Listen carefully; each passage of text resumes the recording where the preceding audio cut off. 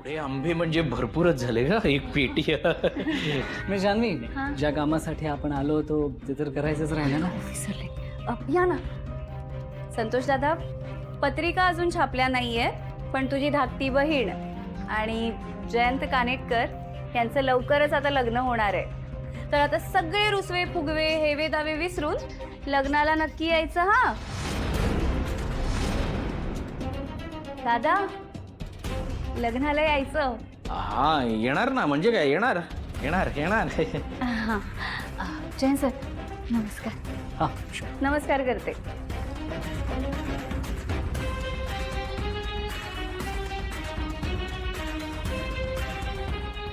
दादा, जयंत सर पहिल्यांदाच आलेत तुझ्या घरी.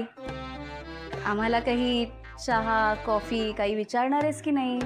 अरे काय माहितीये जानू, तुझी वहिनी वीणा तिच्यासाठी हे घर घेतलं, हे घर सोडून त्या घरात जाऊन बसली. आता काय सांगायचं, घरात वाहन सामान नाही तर चहा नक्की दिला असता. नेक्स्ट टाइम तुम्ही जेव्हा याल ना तेव्हा तुम्हाला जेवायलाच बोलवतो. फक्त सांगून या कधी येत आहे ते. बरं. जयंत सर निघूयात?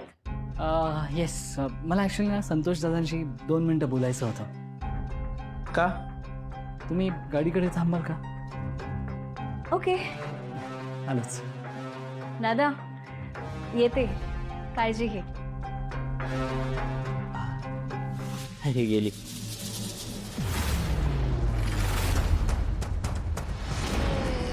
अरे जयंत, दरवाजा कशाला लावतोय? अरे कडी.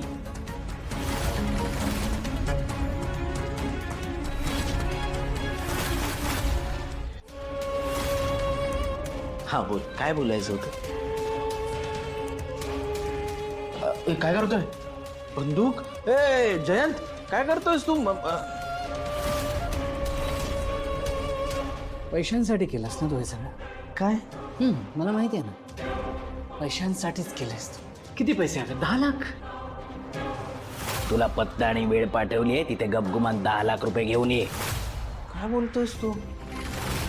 अरे जयंत, कसले पैसे? नाही, काहीतरी गैरसमज होतोय तुझा. नाटक करू नकोस. मला चांगलंच माहिती आहे तू काय करतोयस ते. बेज कलरचा शर्ट घातलायस का? मागे वळ. काय करतोय? अच्छा, खरंच तुला माहित नाहीये तू काय करतोय? अरे नाही जयंत, तुझा काहीतरी गैरसमज होतोय. आता आठवलं का तुला?